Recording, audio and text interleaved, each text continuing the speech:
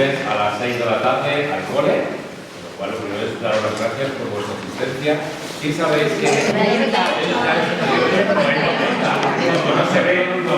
Eso ha sido por la generación del 90. Sería por eso, que yo aún acudo de la generación del 90. Bueno, ayer domingo muchos de los que estáis por aquí, veo que las noticias también participasteis en la actividad teatralizada que tenemos aquí, que fue un éxito y toda la gente se fue bastante contenta. Fue muy emotivo recordar un poco los orígenes del cole. Bueno, pues hoy, como habéis visto un poco en el programa de fiesta que digo yo, tenemos una charla y entonces quería presentaros al ponente, que es Carlos Díez. Él es pedagogo, es profesor de geografía e historia, con lo cual está vinculado a la docencia y además de todo eso, pues es un inquieto y un investigador de todo lo relacionado con la Segunda República, que sabéis que es cuando se inaugura este colegio y forma parte de ese proyecto, como hoy nos contarán, de ese avance dentro de la pedagogía del momento, ¿no?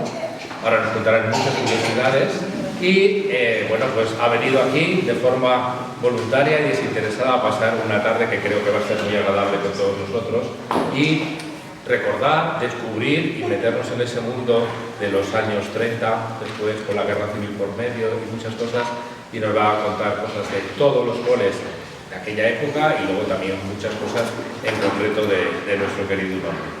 Así que no os robo más tiempo, como decía, gracias por venir. Y todo tuyo, todo es tuyo, de todo el auditorio. Bueno, a los profes ya estamos hablando así es que... ¿Me dejas que diga una cosa? Sí. Muchas gracias por venir ayer. Ha sido un verdadero honor para la AFA organizar estas dos actividades junto con Carlos y la plataforma Calle Digna Esposa Freire. Nos gusta mucho en la asociación meternos en berenjenales festivos y más si son tan interesantes como este. Así que bueno, esperamos que en años próximos podamos seguir colaborando como asociación de familias con la plataforma. Muchísimas gracias. Muchas gracias. Precisamente quería agradecer a Antonio como director del grupo, ¿no? Ya del grupo, del CEIP Unamuno, y a Noelia por la parte de... No recuerdo nunca si sois AFA o AMPA. Bueno, AFA, AMPA del Colegio Unamuno, el habernos dado esta posibilidad, ¿no? De estar aquí. Además, bueno, el AMPA Unamuno forma parte de la FAPA, ¿no? De la FAPA Giner de los Ríos, y a su vez la FAPA Giner de los Ríos está dentro de la plataforma. O sea, la plataforma Calles Dignas / Justa Freire está integrada por diferentes organizaciones sindicales, los sindicatos de clase de la enseñanza en Madrid, Comisiones Obreras, UGT, CGT, la FAPA, la Federación Regional de Asociaciones de Vecinos de Madrid, la Fundación Ángel Llorca, aquí representada por mi amigo y compañero Alberto, a quien ayer pudiste conocer como Niceto Alcalá Zamora, presidente de la Segunda República, y otras asociaciones y colectivos y personas, bueno, pues a título individual, ¿no? Dentro de la plataforma. Digo todo esto porque quiero también que sepáis que la plataforma está abierta a la incorporación de otras asociaciones, colectivos o personas que de alguna manera compartamos esta necesidad de recuperar la memoria histórica en Madrid, muy focalizada en los nombres de las calles, nombres que se perdieron y que se deben recuperar, y también nombres de edificios, como ayer estuvimos hablando en la ruta teatralizada, no en nuestro caso, porque Unamuno sí conserva su nombre original, pero hay otros grupos escolares, como hoy vamos a ver, que han perdido su nombre original. Bueno, entonces yo estoy aquí en calidad, digamos, de representante de esta plataforma. A nivel personal, como ha dicho Antonio, yo soy profe, mi formación es de pedagogo, yo soy licenciado en lo que se llamaba antes Filosofía y Ciencias de la Educación, con habilitación desde hace años para impartir Geografía e Historia en educación secundaria obligatoria. Pero mi formación básica es de pedagogía. Y efectivamente llevo muchos años dedicado a la investigación, y no solo a la investigación, sino a la investigación y el activismo en relación a la memoria histórica. Tengo el honor de haber sido uno de los 4 fundadores de la asociación GEFREMA, Grupo de Estudio del Frente de Madrid, que ya ha cumplido 20 años de historia y que nos dedicamos al estudio de la Guerra Civil en Madrid, que por cierto, en este mes de noviembre van a ser las jornadas de esta asociación, que será fácil que conozcáis la información porque se difunde bastante. ¿Por qué me refiero a esto? Porque me interesa también explicar mi evolución personal respecto al tema de la Guerra Civil y de la Segunda República. Ayer lo comentábamos en algún momento. Yo creo que se ha cometido un error historiográfico al asociar permanentemente la Segunda República a la Guerra Civil. Expresiones del tipo la Segunda República preludio de la Guerra Civil, la Segunda República y la Guerra Civil, como si fuera un pack, como si es que la Guerra Civil fuera un desenlace inevitable, ¿no?, de la Segunda República. Esto no es así. Esto uno lo va aprendiendo con el tiempo y yo creo que hay que hacer esa reflexión. Por eso hoy, aunque inevitablemente con el coloquio, seguro que saldrá el tema de si este edificio fue o no fue después de la guerra campo de concentración o lugar en el que estuvo ubicado un batallón disciplinario, me gustaría que hoy no habláramos demasiado de esta cuestión, porque creo que lo importante hoy es centrarnos en el periodo republicano. Creo que se ha cometido, como digo, una gran injusticia histórica con la Segunda República, un régimen democrático, un régimen cuyo advenimiento, y es, como profe de historia, creo que no hay otro ejemplo en la historia del siglo XX en Europa de un cambio radical de régimen, de un cambio estructural que se haya producido de forma pacífica, como fue el caso de la Segunda República. La tragedia de la Guerra Civil sucede a partir, como todos sabemos, del 18 de julio de 1936 y la causa de la Guerra Civil es la sublevación, una sublevación cívico-militar contra ese régimen democrático de la Segunda República. Entonces yo creo que merece que este sistema político y su proyecto político y social merece un reconocimiento de sí mismo, disociándolo de lo que luego sucedió, aunque es inevitable, y hoy va a pasar en la propia presentación, cuando se habla de la República, hablar en algún momento, o en varios momentos de la Guerra Civil. Bien, dicho todo esto, vamos a empezar ya con la presentación. Veréis aquí una foto de nuestro cole. Si os fijáis bien en ella, veréis justamente la entrada del edificio, ¿no? Veis esa caseta con dos puertas, que es justamente la caseta que está a la izquierda de la entrada, la casa de conserje.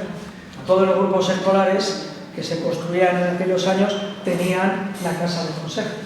Ahí está. Os tiene que llamar la atención sobre todo el descampado que está al frente de la. Es decir, esta foto demuestra que en 1933 este edificio estaba situado en uno de los límites de Madrid, uno de los extrarradios. Y tenemos que romper esa imagen actual de Madrid. Esta foto por sí sola ya lo está demostrando, ¿no? Y he puesto la foto completa, este negativo y otros negativos de grupos escolares, esta foto de Santos Lluvedo, un fotógrafo muy reconocido en aquellos años. Y fijaros en el pie de foto, como es un negativo, vamos a leer esa palabra al revés. Riego. Riego se refiere a la calle Riego, que se llamaba así, la calle Riego, que llegaba pues hasta donde está el grupo escolar Menéndez Pelayo.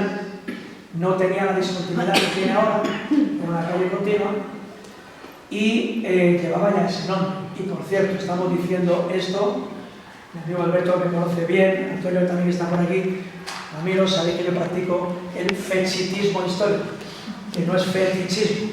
El fechitismo tiene que ver con las fechas. Bueno, mañana, 7 de noviembre, es el 200 aniversario de la ejecución de Rafael de Riego en la plaza de la Cebada. Rafael de Riego, 1823, trienio liberal del 20 al 23, y el 23 final de ese trienio liberal, y Fernando VII, con la hazaña que le caracterizaba, no se conformó con ejecutarle, sino que arrastraron su cuerpo por la plaza de la Cebada y por la calle Toledo.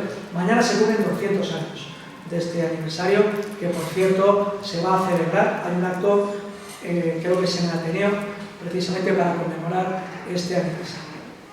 ¿Por qué cuento esto? Porque Riego es uno de los referentes que esa Segunda República, que llevaba 2 años de existencia, tenía, ¿no? Dentro del imaginario republicano.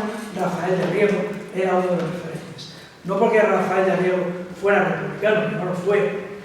Rafael de Riego, como todos los partidarios de la Constitución de 1812, la PEPA eran monárquicos. Lo que pasa es que monárquicos liberales defendían una concepción ya, bueno, más acercado que se podía en aquel tiempo a una monarquía constitucional, y Riego sí se va a convertir en un referente del liberalismo a lo largo del siglo XIX, que después va a evolucionar hacia el movimiento republicano. El movimiento republicano en España en el XIX arranca de ese liberalismo progresista que arranca de la Constitución de España. Por cierto, la calle Rafael de Riego dejó de llamarse así. Creo que pasó a llamarse, porque igual que la calle Juana Doña se llamó Batalla de Brunete, sí, la de arriba Brunete, Riego Brunete, y la de abajo Brunete. Ahora las dos afortunadamente se llaman Juana Doña, el tramo que va desde aquí hasta el corte, bueno, a la altura de Licia, y la calle Rafael de Riego vuelve a llamarse así. Este cambio se produjo, y entramos en el tema de las calles, con el ayuntamiento, el último cambio fue con el ayuntamiento de Manuela Carmena, el de Juana Doña, pero el anterior fue con el ayuntamiento de Enrique Tierno Galván, cuando se recuperó el nombre de Rafael de Riego. Los nombres de las calles, los nombres de los edificios tienen importancia. Tienen mucha importancia, porque si no la memoria se pierde.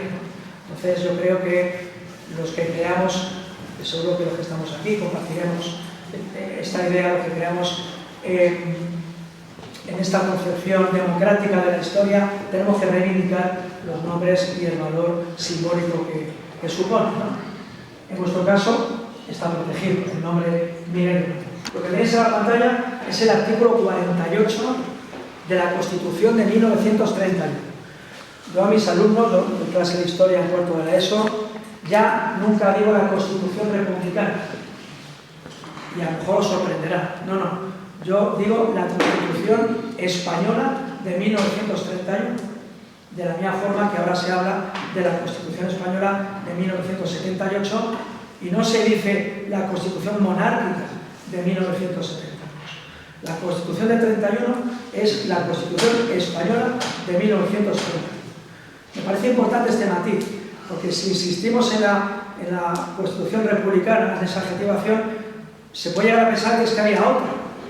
Que había una republicana que no lo era. No, es la Constitución española de 1931, que declara que las formas de Estado en España es la República, tan española como la de 1972.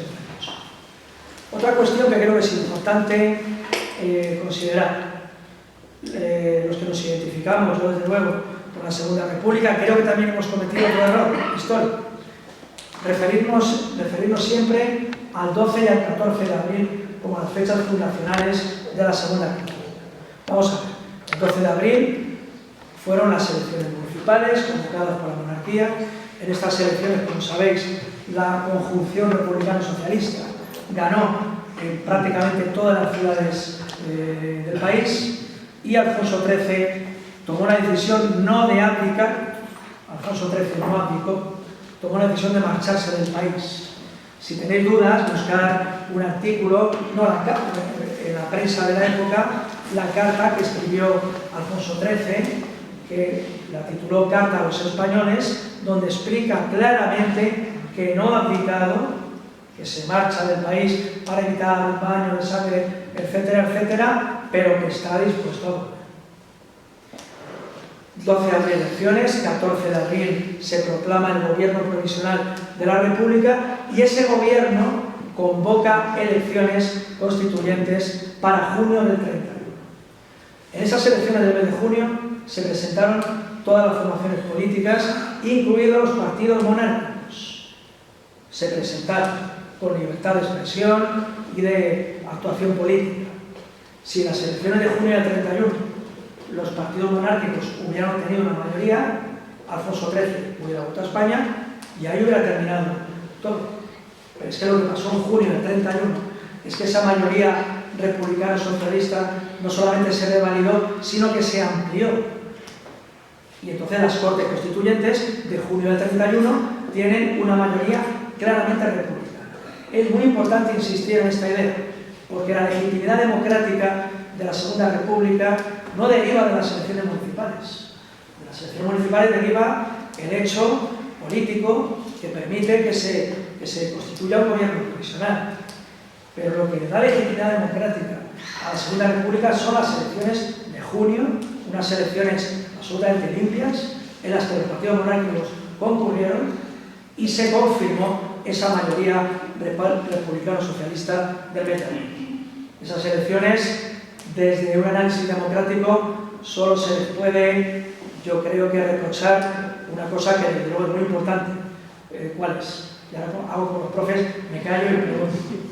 ¿Qué se le puede reprochar a esas elecciones de junio del 31? Siendo elecciones democráticas, pero del año 31. ¿Qué falta en esas elecciones? El voto de la mujer no votó. En las elecciones de junio del 31, la mujer no votó, pero como no votaba en Francia, como no votaba en el año 31, eran muy pocos países los que habían implantado el sufragio universal.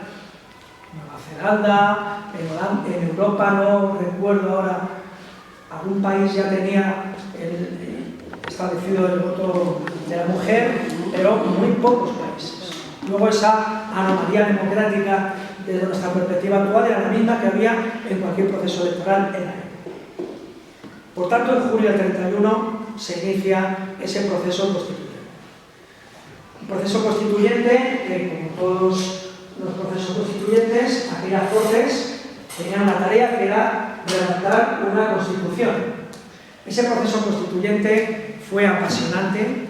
Si entráis en la web del Congreso de los Diputados, vais a ver las actas de sesiones de todos los debates parlamentarios, tan accesibles, y el resultado fue un proceso muy intenso. Fijaros que es en junio cuando se inicia el proceso, y en diciembre, 9 de diciembre del 31, las Cortes van a aprobar la Constitución, es decir, ni siquiera 6 meses. Pensad que en el año 77, las Cortes Constituyentes del 77, les llevó año y medio redactar la Constitución del 78, de junio del 77 a diciembre del 78. En este caso fueron apenas 5 meses. Esa mayoría republicano-socialista es la que saca adelante este proyecto constitucional. Y hay 2 artículos fundamentales para el tema que estamos tratando. Y el primero de ellos, bueno, el primero en orden cronológico es el artículo 26, pero el más importante es el artículo 48.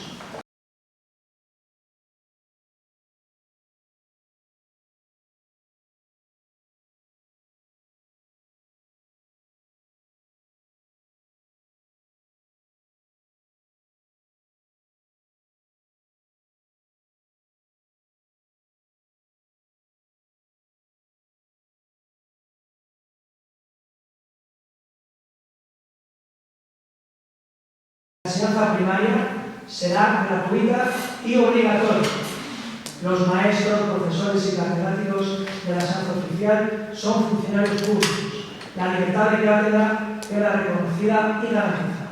La República legislará en el sentido de facilitar a los españoles económicamente necesitados el acceso a todos los grados de enseñanza, a fin de que no se haya condicionado más que por la aptitud y la habilidad, dice la votación, y en la vocación. La enseñanza será laica, hará del trabajo el eje de su actividad metodológica y se inspirará en ideales de solidaridad humana. Se reconoce a las iglesias el derecho, sujeto a excepción del Estado, de enseñar sus respectivas doctrinas en sus propios establecimientos. En ese artículo está condensado todo el ideal educativo de la Segunda República. Todo. Ahí están los principios educativos de la Segunda República. En el artículo 48 de su Constitución. El artículo 26, que antes nombraba, se refiere a este último aspecto. El artículo 26, que es el que regula la situación de las congregaciones religiosas, en su punto 3 dice que las congregaciones religiosas les queda prohibido la industria, el comercio y la enseñanza, en el artículo 26. Pero cuidado, porque nos estamos refiriendo a la enseñanza en los establecimientos públicos. Ahí se deja claro que las iglesias, no solo la Iglesia Católica, pueden seguir, y de hecho lo hicieron, impartiendo sus enseñanzas en sus centros. Es decir, lo que establece la Constitución republicana es que en la escuela pública no podía haber enseñanzas religiosas. Pero en los centros religiosos, otro mito, otra leyenda negra de la Segunda República, durante la Segunda República las instituciones religiosas siguieron desarrollando sus actividades. Estoy hablando hasta el 18 de julio del 36. Es cierto que hubo una congregación religiosa que fue disuelta. ¿Alguien lo sabe? Nadie estudia los jesuitas. La Compañía de Jesús. La Compañía de Jesús sí fue disuelta, los jesuitas, pero ya lo había disuelto Carlos III en el siglo XVIII, que no era precisamente republicana. La Compañía de Jesús fue disuelta porque la Compañía de Jesús le debe obediencia a una autoridad máxima, y entonces el Estado la disuelve porque es una organización que le debe obediencia a una autoridad que escapa digamos, a la fiscalización del Estado. Por eso los jesuitas fueron disueltos su institución y confiscados sus bienes. Pero no solamente es que se siguieran desarrollando actividades en las instituciones religiosas, es que los colegios religiosos no se cerraron. ¿Por qué? Porque aunque la Constitución decía que se tenían que cerrar, hasta el año 33, hasta junio del 33, no se aprueba la ley de congregaciones religiosas, que es la que establecía el calendario de cierre de esos centros religiosos, que siguieron funcionando. Cuando se tenían que haber cerrado, noviembre del 33, enero del 34, en noviembre del 33 fueron las segundas elecciones generales de la República, día 19 de noviembre, en las que ya se votó la mujer, y en esas elecciones gana, hay una mayoría de centro-derecha, que suele decir el bienio negro, yo prefiero decir el bienio radical cedista, y ese gobierno radical cedista lo que hizo fue paralizar el calendario de aplicación de la ley de congregaciones, por lo cual los centros religiosos siguieron funcionando. Y hay muchos documentos que lo demuestran. Bien, vuestro colegio, el Grupo Escolar Miguel de Unamuno, era un grupo escolar del Estado y por lo tanto en este centro no hubo enseñanzas religiosas. Pero muy cerca de aquí siguieron funcionando colegios religiosos durante el periodo republicano. Y alguien quizás esté pensando, pero si yo he escuchado que se quemaron iglesias, y es verdad, en mayo del 31 se quemaron iglesias. Es cierto, pero fue un episodio muy intenso, muy fuerte, pero muy acotado en el tiempo también. El anticlericalismo existía en España, claro que existía, pero igual que existió con la monarquía, con Alfonso XIII y en el siglo XIX. Quiero decir con esto, este mito de la persecución religiosa durante el periodo republicano, insisto, antes del 18 de julio del 36, no es como nos lo han contado. Luego, por supuesto que sí. Por supuesto que en Madrid, desde julio hasta diciembre del año 36, se cometieron una serie de actos absolutamente condenables que yo creo que tenemos que definir como asesinatos, ¿no? Y esto es cierto. Incluso directores de grupos escolares, como Isidro Almazán, maestro, que era director del grupo escolar Menéndez Pelayo, pues fue fusilado en el cementerio de Aravaca. Pero todo eso es después del 18 de julio, no en el periodo republicano. Bien, este artículo 48 queda aprobado y fijaros la importancia que tuvo en el debate constituyente, que significó la ruptura de ese consenso que venía del Pacto de San Sebastián de 1930, que unía en la idea republicana a partidos de un espectro ideológico muy amplio, desde la derecha republicana, que había Maura, era su representante, don Niceto Alcalá Zamora, que hoy nos acompaña, que como dice Fernando Fernández Gómez en breve poco, era de misa y comunión diaria, si recordáis la película de Trueba. Alcalá Zamora dimitió en el periodo constituyente como presidente del gobierno provisional porque él no podía aceptar esa redacción del artículo 48 ni al 26 por su condición de católico. Entonces, ese debate que hubo en el campo republicano en torno a la idea de si había que hacer explícito o no el carácter laico de la educación, que como veis finalmente ganaron los partidarios de que sí fuera así, supuso una ruptura dentro del propio campo republicano. De hecho, hay historiadores que consideran que esto fue un error. Hay historiadores que consideran que al aprobarse este artículo, el enfrentamiento con la Iglesia ya iba a ser frontal, con todo lo que esto implicaba, y que la República estaba, digamos, enfrentándose a una institución muy poderosa contra la que no iba a tener suficientes medios y podía salir, como los hechos luego demostraron, dañada en ese enfrentamiento, ¿no? Yo pienso que se hizo lo que se tenía que hacer. Yo pienso que lo que se hizo fue que el Estado asumiera la responsabilidad de la educación. Creo que fue una decisión muy valiente por parte de la Segunda República, pero es cierto que llevó a un enfrentamiento radical con la Iglesia, y esa es una de las causas, sin duda, de la sublevación cívico-militar de julio del 36. Bien, fijaros, el calendario, ¿no? Abril del 31, antes incluso de que se iniciara el periodo constituyente, el gobierno provisional llama a Marcelino Domingo, maestro catalán de Tarrasa, para que se haga cargo del Ministerio de Instrucción Pública, que era como se llamaba, no Ministerio de Educación, Ministerio de Instrucción Pública. Marcelino Domingo a su vez llama a Rodolfo Llopis, otro maestro alicantino, para que se haga cargo de la Dirección General de Santa Cruz. Marcelino Domingo luego será relevado por Fernando de los Ríos. Este triángulo, Marcelino Domingo, Fernando de los Ríos y sobre todo Rodolfo Llopis, inmediatamente ponen en marcha un programa de construcciones escolares, porque en el Madrid de aquel momento un 20%, es decir, 1 de cada 5 de las niñas y niños entre 6 y 12 años no tenían escuela, ni religiosa ni pública, estaban desescolarizados. Y la República tiene que acometer esa tarea de escolarización. Año 31. El año 29 había sido el crack de la bolsa. Europa estaba inmersa en una depresión. El Estado republicano, que acaba de proclamarse, se va a endeudar con un empréstito, creo que fue de 400 millones de pesetas de la época, que era una barbaridad de dinero, para acometer este plan de construcción de grupos escolares.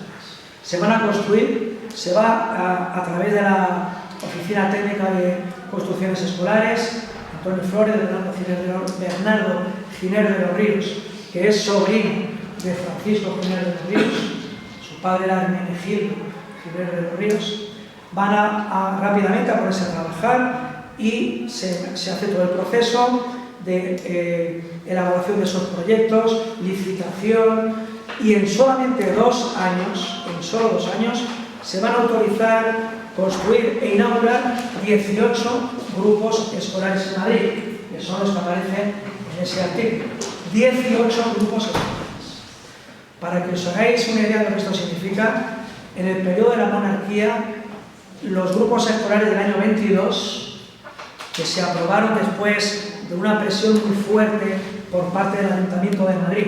El Ayuntamiento de Madrid, en la década de los 20, había una minoría socialista muy activa, donde estaba Andrés Aborit, que quizá os suene, uno de los personajes clave del Partido Socialista y de la UGT en los años, en el primer tercio del siglo XX, y por esa pugna, digamos, del Ayuntamiento de Madrid, se fuerza a la monarquía a comprometerse a un plan de construcciones escolares en 1922. Se aprobaron 6 grupos escolares en el año 22, que se iban a inaugurar en los años 28, 29 o incluso 30.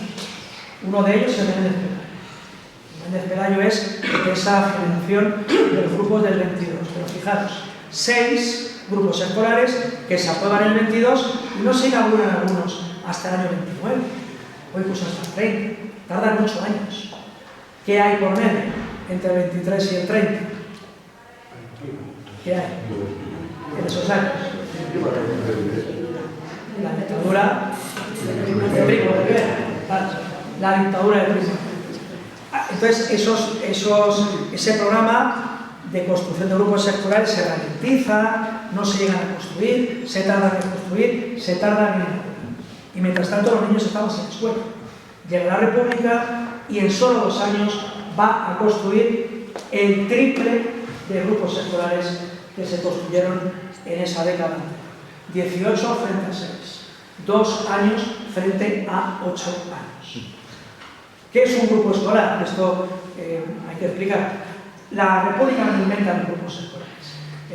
Los grupos escolares, la primera generación de grupos escolares en Madrid son de 1902. Por ejemplo, conoceréis, me imagino, el colegio que se llama la Vázquez de Mella, en la calle Bailén, cerca de las Vistillas. Ese grupo escolar se inauguró como el Bailén en el año 1902. O, por ejemplo, el Vallehermoso, que estaba por TV. Bien, esos de 1902 fueron para conmemorar la mayoría de edad de Alfonso. Luego están los de 22 y luego los grupos escolares republicanos. Un grupo escolar era un edificio escolar que albergaba una escuela graduada. ¿Y qué es una escuela graduada? Una escuela en la que estaban los 6 grados de la educación de los 6 a los 12 años. Porque se venía del modelo de escuelas unitarias. Ayer en la ruta, cuando llegamos a Nicolás Salmerón, don Manuel Alonso Zapata, que nos estaba esperando ahí, ¿verdad?, director de Nicolás Salmerón, nos habló del concepto de escuela unitaria. Las escuelas unitarias se llamaba escuela a un grupo de 50 niños o niñas con una maestra o un maestro. Y eso ya se llamaba escuela. Cuando eran los grupos, 3, 4, el ayuntamiento iba alquilando inmuebles en Madrid, pisos, los iba ubicando donde podían, y esas eran las escuelas unitarias, que no las había solo en medio rural, sino también en las ciudades. Ese modelo va a ser superado por el de grupo escolar. El grupo escolar ya cubre los 6 grados, de los 6 a los 12 años. Una maestra o un maestro responsable de cada grado, de ahí graduadas de grados. Y con 6 grados, un director o una directora, porque las anteriores no tenían director, se las apañaban los maestros y maestras en esa escuela como podían. El ministerio ya daba la consideración de escuela graduada con 6 grados y entonces se concedía que hubiera un director o una directora. A veces había 2. El primer año tuvo durante todos los años de la República un director y una directora. Claro, don Isidro Almazar era el director de los chicos y doña África Ramírez de Arellano era la directora de las chicas, porque aquí se nos cae otro mito de la República, que lo vamos a ver luego en el documento. La coeducación a nivel estructural no estaba establecida. Los grupos escolares tenían unidades de niños y unidades de niñas, y unidades de maternales, pero diferenciadas. Hasta el punto que había grupos escolares que tenían simultáneamente director para los chicos, directora para las chicas. Como tenían estructura simétrica, los edificios, eso se ve muy bien en el Monte Pelayo, llegaban a la escalera, los maestros estaban esperando, las niñas iban por un lado y los niños iban por el otro. Luego la coeducación, por lo menos a nivel estructural, no se ha visto que en el artículo 48 no aparece el principio de coeducación. Lo que sí es cierto es que durante los años de la República hubo maestros y maestras que en la práctica sí llevan a cabo el principio de coeducación. Por ejemplo, María Sánchez Arbós, que fue directora del grupo escolar Francisco Ginel, por Franco Rodríguez, por Adesa de la Villa, ella como directora sí decidió que se estableciera el régimen de coeducación, pero como una decisión suya y de su claustro, digamos, no algo que estuviera en la normativa. Bien, el 9 de febrero se inauguraron en Pablo Iglesias, en López de Rueda, en Blasco Ibáñez, en Rosario Acuña, en Tomás Rendón, el 14 de abril el Amador de los Ríos, el Marcelo Usera, Tirso de Molina, Joaquín Vicenta, Claudio Moyana, Joaquín Sorolla y Ginés de los Ríos. Y, claro, este documento, que es una fuente primaria, yo siempre intento, siempre que puedo recurrir a las fuentes primarias. Fijaros qué curioso que dice Grupos escolares que se inaugurarán el 15 de septiembre. Estaba previsto que se inauguraran el 15 de septiembre. Ayer don Niceto nos explicaba que hubo problemas y que finalmente se inauguraron hoy, el 6 de noviembre. Pero los grupos escolares que se inauguraron hoy se tenían que haber inaugurado el 15 de septiembre. Hubo un retraso, bueno, tampoco fue tanto retraso, ¿no? Fue un retraso de mes y medio, ¿no? Y se inauguran tal día como hoy. ¿Qué grupos escolares se inauguraron hoy mismo hace 90 años? Por eso, fue un detalle maravilloso, me parece una cosa muy emocionante y muy bonita que esté esto hoy aquí. Ya hubiera sido la apoteosis si esos globos hubieran tenido otros 3 colores, pero pero lo importante es que está aquí la comunidad. El grupo escolar Emilio Castelar, que este sigue existiendo, ahora se llama se llama Instituto Jaime Vera. Una cosa es el colegio Jaime Vera que está en Ramón Murillo, que ese es de los años 22, y otra cosa es el instituto que se llama ahora Jaime Vera, que está en Tetuán, en la calle San Germán. No sé si conocéis un poco bien, pero el edificio es el del grupo escolar Emilio Castelar. Nicolás Saperón, que ayer visitamos, que ahora es ya solo el centro cultural, ya no es colegio, y el Leopoldo Alas, que sigue existiendo y sí conserva el nombre. El Leopoldo Alas está en la Elipa, en el barrio de la Elipa. El Alfredo Calderón, que ayer visitamos al final de nuestra ruta, que ahora lleva el nombre del padre Poveda y del que fue directora Justa Freire. Y aquí tenemos ya por fin ante uno ya la Alcalá Zamora. Es muy interesante porque, claro, como esta fuente primaria es anterior a las inauguraciones, estaba proyectado que el grupo se llamara Alcalá Zamora. Pero don Niceto nos explicó ayer cómo él dijo que no, que agradecía que se le diera su nombre al grupo escolar, pero que lo rechazaba. Y él argumentó que mientras él pensaba que un político en vida no era correcto que se le diera su nombre a un edificio público. Y por eso él no propuso que se llamara 14 de abril, que es como se llamó. Lo que pasa es que hay documentos en los que aparece como Alcalá Zamora, pero su nombre fue 14 de abril. Y el millón de Unamuno que aquí tenemos. Lo tenemos ya entonces explicado. ¿Perdón? Ese era Alcalá Zamora.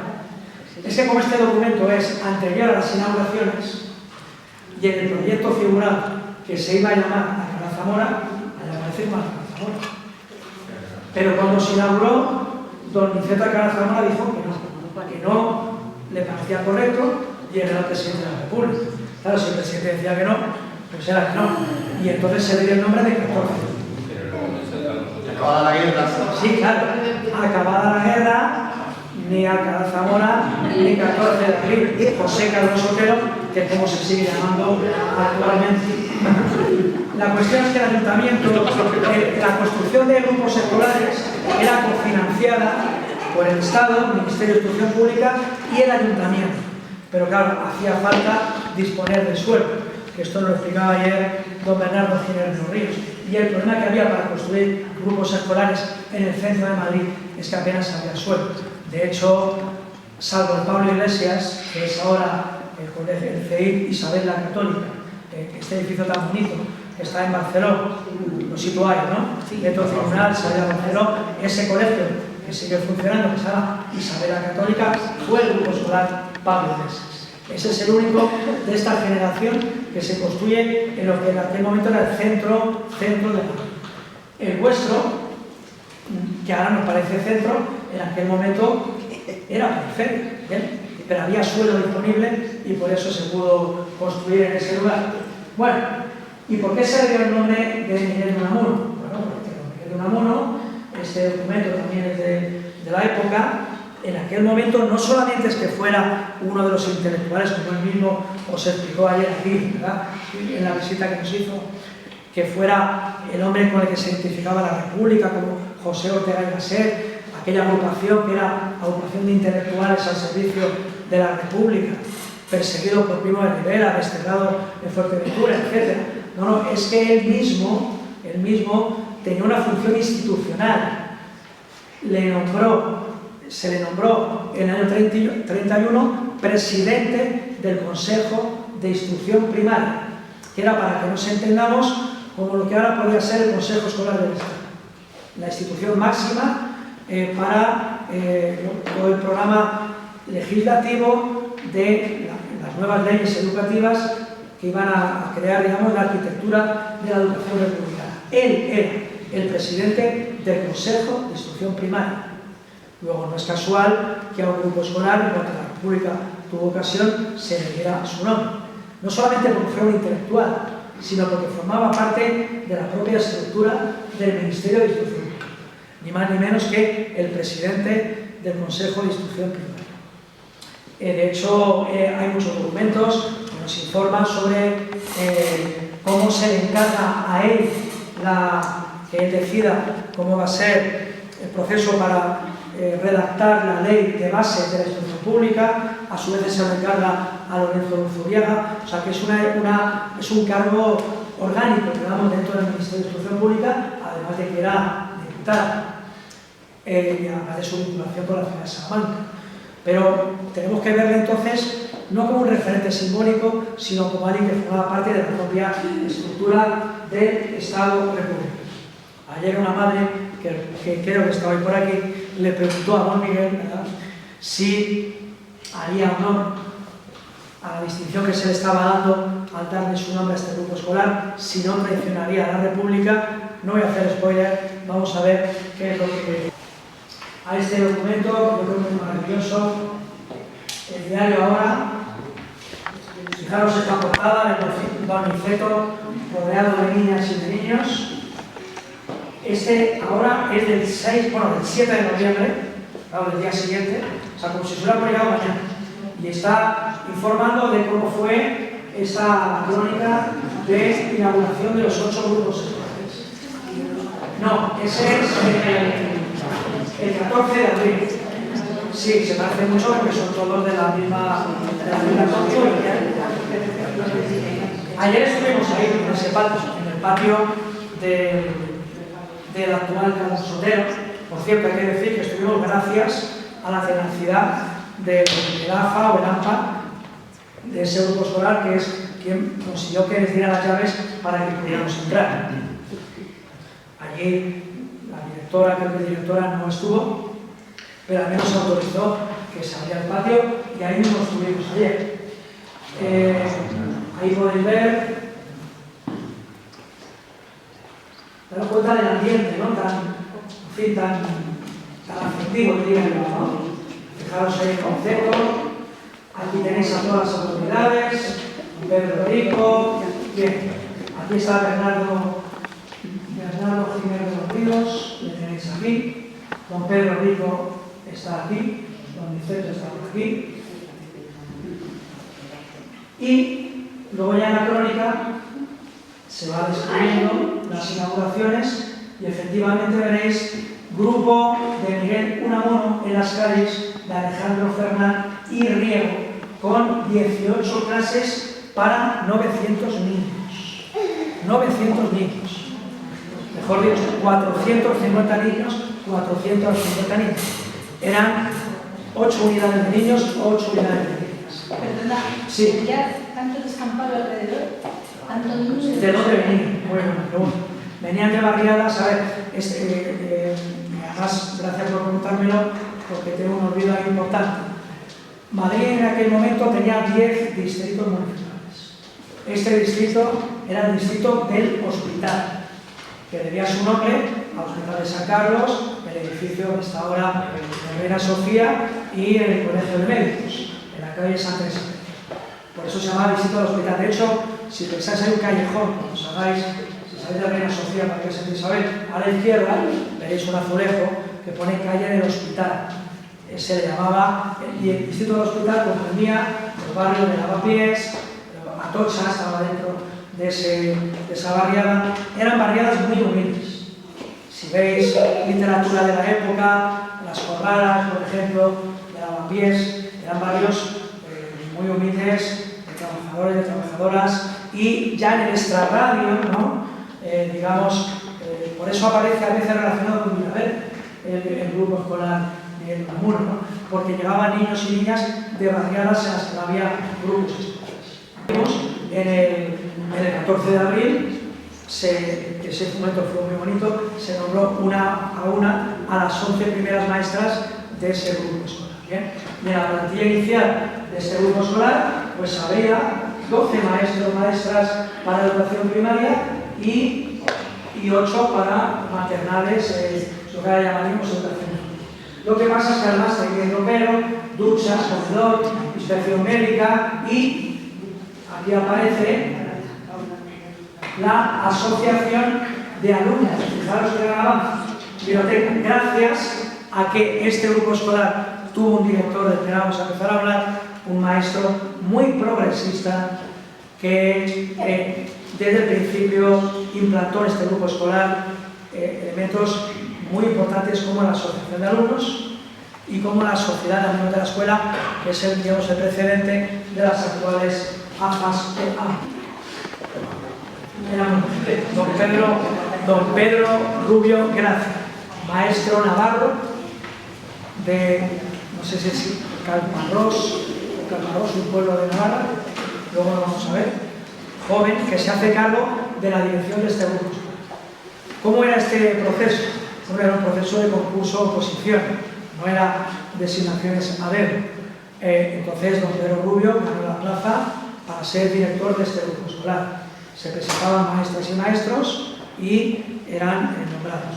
Es cierto que en esas oposiciones que se hicieron para las direcciones de los 18 grupos escolares del bienio 31-33, había que analizar, sería un tema de lo mucho que sería interesante estudiar con más detalle cómo fue ese proceso, ¿no? Yo creo que algún tipo de intervención tuvo que haber para que los directores y directoras, en su mayoría, sí fueran directores y directoras, digamos, absolutamente identificados con el proyecto educativo de la Segunda República. Ese es un dato interesantísimo, porque hay directores, Isidro Almazán y África Rodríguez Arellano y Menéndez Pelayo, ya eran directores antes de la República. Recordar que esos grupos escolares que existían. La República los mantuvo en sus puestos. Esto es muy importante decirlo. Es decir, a ver si lo consigo explicar. Isidro Almazán fue fusilado en agosto del 36, es cierto, eso es un dato incontestable. Como lo es que se le mantuvo como director del grupo escolar Menéndez Pelayo, aunque todo Madrid sabía que era uno de los referentes de la educación católica.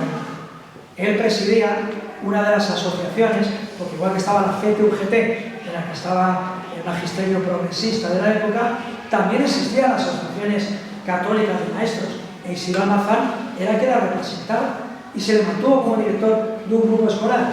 Quiero decir que la República fue respetuosa con aquellos funcionarios y funcionarias que tenían sus puestos, aun sabiendo que eran personas que para nada simpatizaban con el proyecto educativo de la República. Lo que también es cierto es que para estos grupos escolares se seleccionó a directores y directoras que sí eran afines al proyecto de la República. Gustavo Freire, María Sánchez Arbós, Dionisio Prieto, Ildefonso Prieto, Sidonio Pintado, Pedro Rubio. Este maestro, yo creo, y por cierto es una idea, aprovechando que estáis aquí, Antonio y Noelia, sería muy interesante que si hay, y luego si hubiera interés por ello, yo me ofrezco a participar de manera totalmente desinteresada en ese proceso. Si se formara un grupo de trabajo que quisiera investigar estas cosas que van saliendo, pero que tienen que ser investigadas con más detalle, ¿no? Por ejemplo, la figura de Pedro Rubio, ¿no?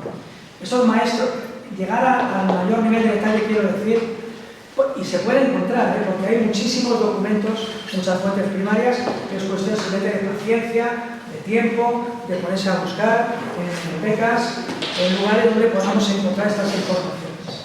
Sería apasionante ver qué pasa realmente en este grupo escolar, en los cursos escolares 33-34, 34-35 y 35-36.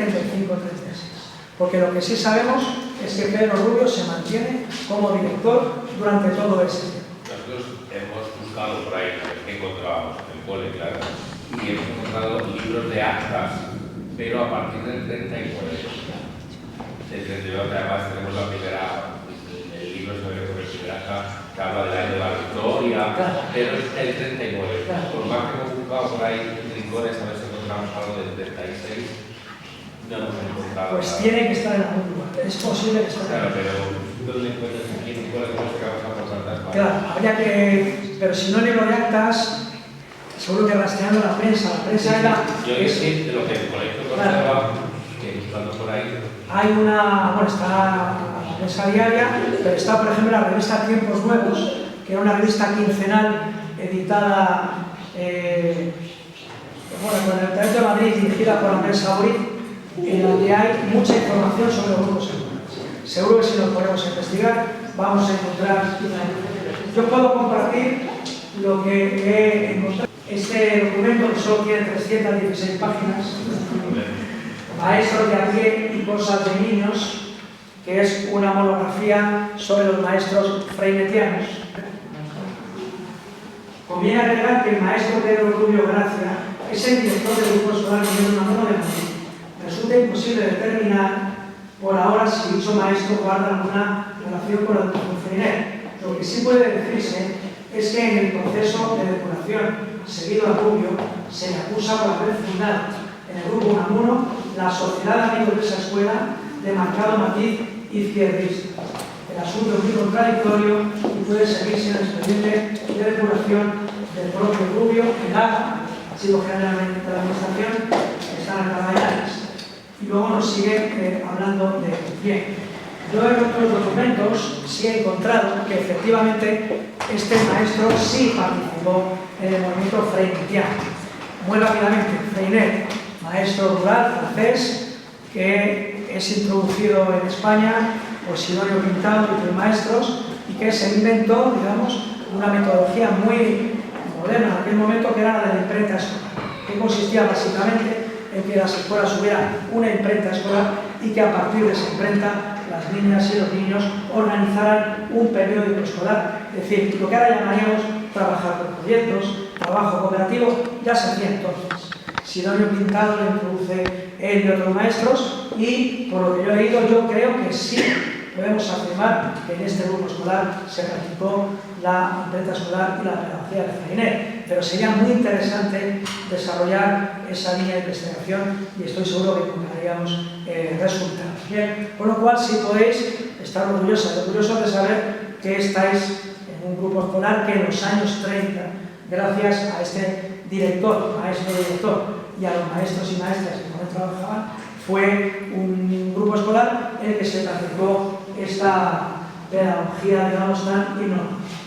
A ver, te digo aquí que son libros que son frutos de esa imprenta que hicieron los chavales de la época, pero no sé de qué época, no sé si son de este momento o fueron posteriores, pero que hay libros que han salido de la imprenta que hubo en el colegio. Pues se podría empezar por ahí. Se Pero podría no empezar sé, por ver la antigüedad. eso que tengáis y ver cómo se podía seguir analizando todo esto, ¿no?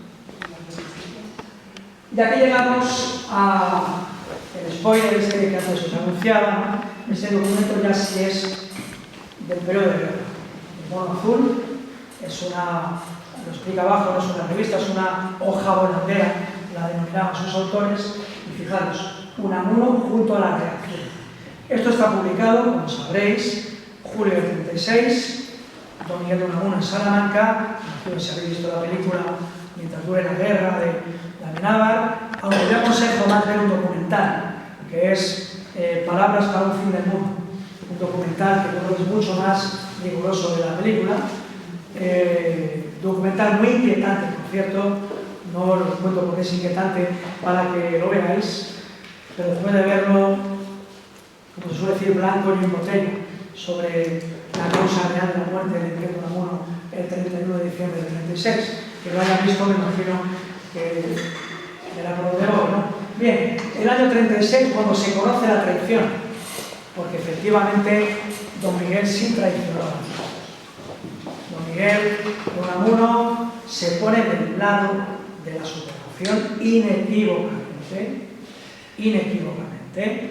Es más, contribuye económicamente a la causa de los sublevados, aportando 6.000 pesetas, que era un dinero importante en aquel momento.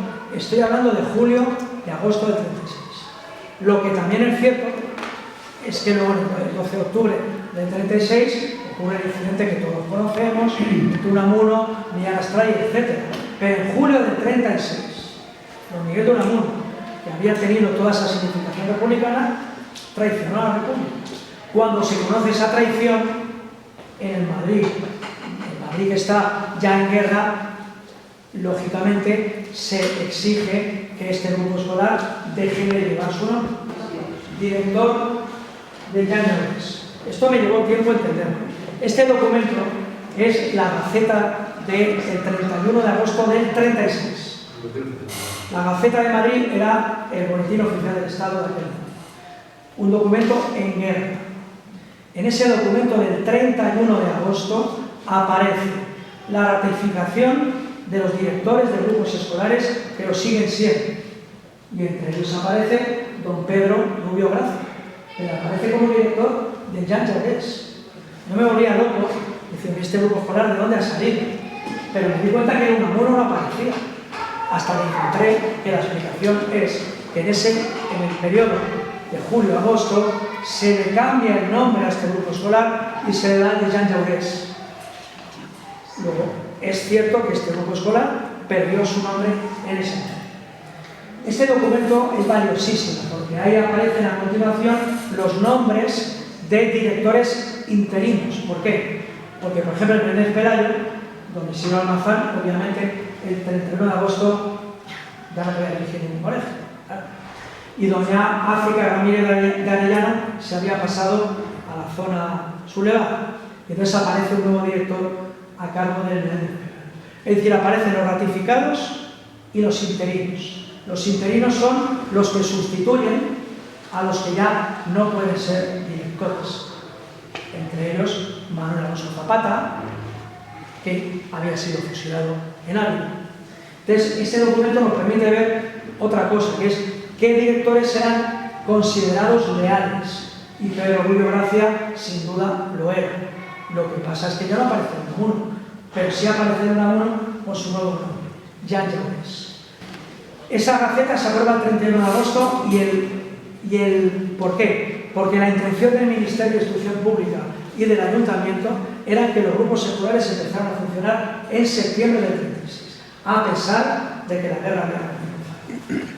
La hipótesis mía es que el grupo escolar se llegó a abrir. Es decir, en septiembre del 36 pasa lo mismo con Alfredo Calderón y con otros grupos escolares. Hay evidencias de que empiezan a funcionar. Pero claro, vamos a pensar, 4 de septiembre, caída de Talavera. 29, 27 y 29 de septiembre, caída de Toledo. Octubre, esas 4 columnas van avanzando hacia Madrid. En octubre ya han llegado a Móstoles, a Alcorcón. El 6 de noviembre, hoy, fijaros, estas cosas a mí me producen hasta cierto estremecimiento, ¿no? Porque hoy estamos celebrando el 90 aniversario de la inauguración de este colegio. Pero es que exactamente 3 años después, el 6 de noviembre del 36, comienza la batalla de Madrid. El 6 de noviembre del 36 es el día en el que Francisco Largo Caballero ordena que el gobierno se marche de Madrid a Valencia, con todos sus ministros. Decisión en la que están de acuerdo todos las organizaciones del Frente Popular, incluida la CNT, que ya tenía 4 ministros en su gobierno. Hoy, hace 87 años que Madrid se quedó sin gobierno. El gobierno marchó a Valencia y en Madrid se constituyó una junta, la Junta de Defensa, presidida por el general Miaja, y ahí empieza la batalla de Madrid. Oye, los primeros combates en la Casa del Campo fueron el 7 y el 8 de noviembre y esa batalla se libra en la Casa del Campo. En ese momento ya, claro, en ese momento la Junta de Defensa ya establece la orden de evacuación. La población infantil de Madrid tiene que ser evacuada. Y entonces hay una tensión muy dramática entre los que querían llevar a cabo esa evacuación y muchas familias que se resistían a salir. Habría que ver, sería otro punto a investigar, qué pasó entre septiembre y noviembre en este grupo escolar. Es muy probable que empezara a funcionar y que muy pronto se cerrara, porque además vamos a pensar en el Madrid del año 36. Es decir, por ejemplo, el colegio de la Virpa, en el pueblo Alas, estaba más lejano al frente, ¿no? Pero este colegio, como el de Pelayo, no estaban lejanos al frente.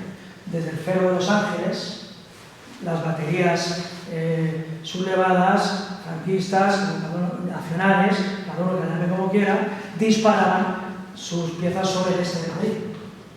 Entonces, esta zona era una zona en la que no es probable que se mantuviera un grupo escolar en funcionamiento. Con lo cual, el plan de Avilés es incluso posible que no llegara a abrir, o si abrió, estuvo muy poco tiempo abierto. La Consejería de la Junta de Defensa fue evacuada a Madrid. Por ejemplo, Justa Freire le entregó las llaves de su grupo escolar al 5º Regimiento y ella se marchó con los niños y las niñas a Valencia. Muchos directores y maestros y maestras, y posiblemente pasara lo mismo aquí, que fueron a Valencia o a Tarragona. Sidonio Pintado se marchó a Tarragona. Luego hay un momento ya a abril del 37 en el que se vuelven a abrir algunos colegios, porque Madrid ya no es escenario de guerra, después, sobre todo de la batalla de Guadalajara, ¿no? Entonces luego hay un momento en que se reabren algunos grupos escolares. Y algunos, como el Jaime de Vera, siguieron desarrollando. Por ejemplo, el Jaime de Vera se mantuvo una biblioteca, un centro, digamos, una función mixta entre lo que sería un colegio, un grupo escolar y una función, digamos, de refugio o asistencial.